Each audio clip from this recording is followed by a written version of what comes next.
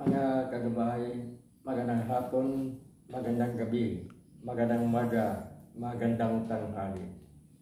Saan man tayo naroon, ano man ang ating mga ginagawa, una at higit sa lahat, ating iaalay ang ating mga sarili sa ating Panginoon. Sa loob lamang ng ilang mga sandali, ating damhin ang presensya ng Diyos. Sumasa atin ang pagpapala, ang biyaya, ang pag-ibig at ang kapayapaan ng Ama, ng Anak at ng Espiritu Santo, nabubuhay at naghahari, iisang Diyos, magpas sa walang hanggan. Mga kagabay, sadyang napakakipot ng daan patungo sa kabutihan.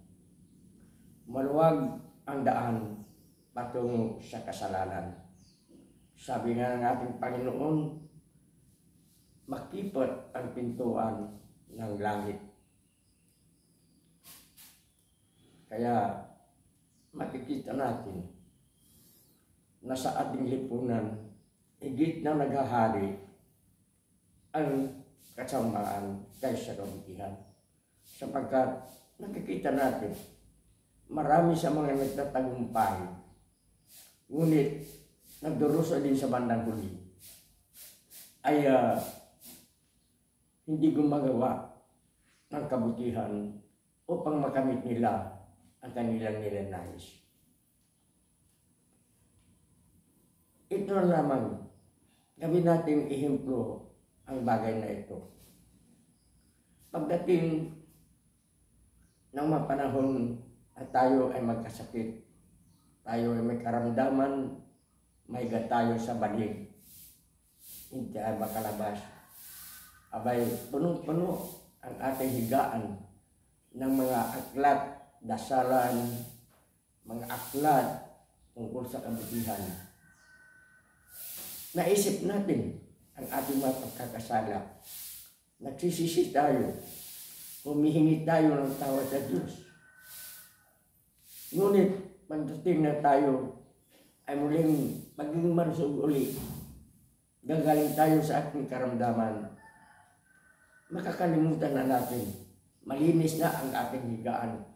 Wala na yung mga rosaryo, wala na yung mga aklat dasalan, wala na yung mga kung ano-ano mga panalangin at pagdarasal sa Panginoon. Sa madaling salita, alam lang natin, maalaala lamang natin ang Diyos sa panahon ng ating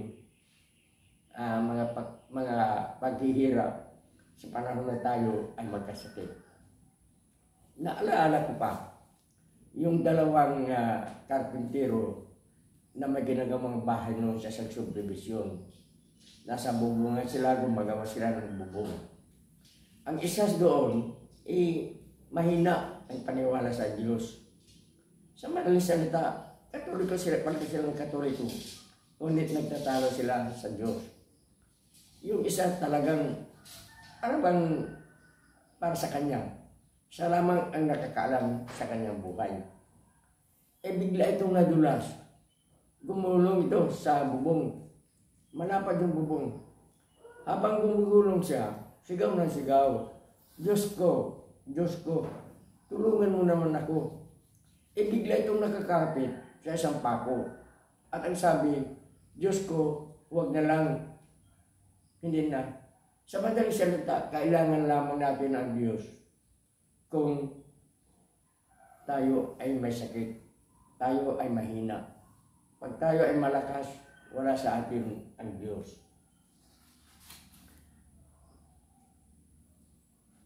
Pag magaling at malakas na tayo, nakalilimutan na natin ang Diyos.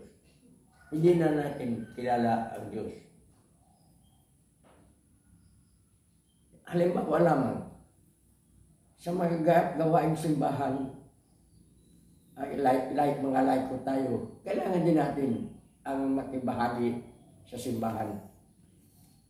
Mga spiritual, mga religious meeting, mga pagdarasal, mga mga pagtitipon upang mapagyaman natin, madagdagan natin ang ating pagiging Kristiyano. Pagdating sa mga bagay na ito, halimbawa, sabihin ng ating kaibigan, bakit mayroong prayer meeting sa harap ng simbahan? Mga alas 6, punta tayo. Lalabas na ang ating dahilan. Pare, baka hindi ako makarating. Marami tayong dahilan.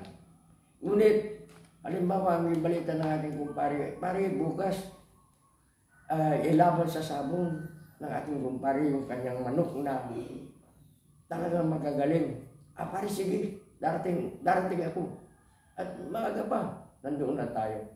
Sa madaling salita, higit natin pinahalagahan ang para sa tinatawag nating kademonyuhan o kasamaan kaysa maka-Diyos o mabuting gawa. Ganyan ang ating mga pag-uugali. Kaya, ang sa atin lang naman ay sana higit nating pagsusumikapan ang makagawa ng kabutihan kaysa makagawa ng kasamaan. Pero ito nga, tanggap natin na makipot ang daan patungo sa langit. Na ang ibig sabihin, talagang dadaan ka sa maraming paghihirap.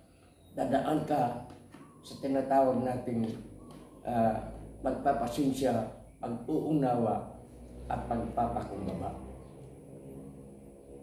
At ito ang isa sa mga problema ng ating lipunan sa ngayon.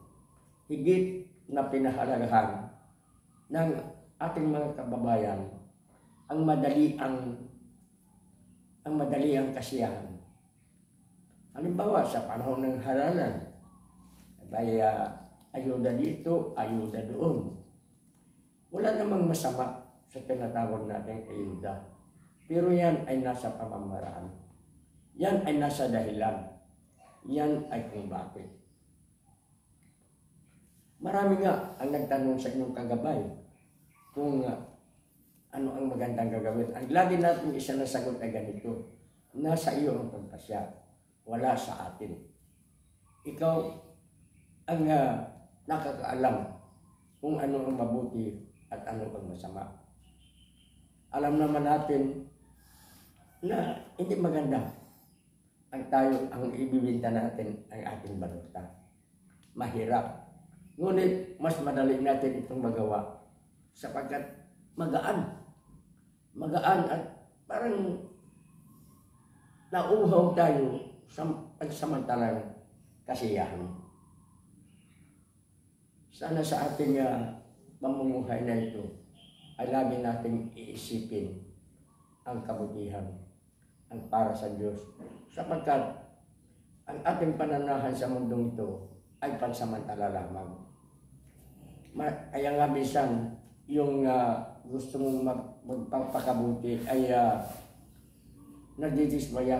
Sapagkat mas maraming biyayang tinatanggap yung masama. Kaya maririnig natin, bakit ganito, hindi ako nandaya sa kapwa, hindi ako nanloko ng kapwa, bakit ganito ang buhay ko? Bakit pinarusahan ba ko ng Diyos? Mali tayo sa ganyan, mga kagabay. Ang kailangan natin ay ang magiging maunawain, ang magiging magpapasensya upang makagawa tayo ng kabutihan. Sapagkat tunay na makipot ang daan patungo sa kabutihan. Napakahirap magpakabuti. Ngunit mapalad ang taong mabuti sapagkat pinagpapala ng Diyos.